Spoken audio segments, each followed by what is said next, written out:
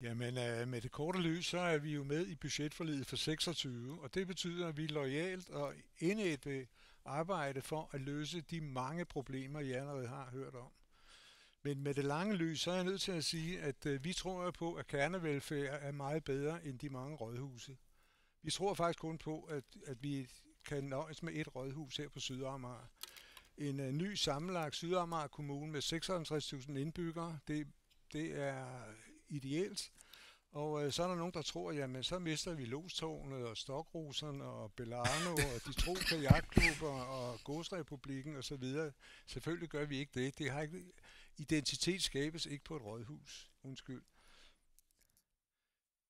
Så har jeg lyst til, jeg har lidt tid tilbage, et cirka 150 år gammelt citat fra rigskansler Otto von Bismarck.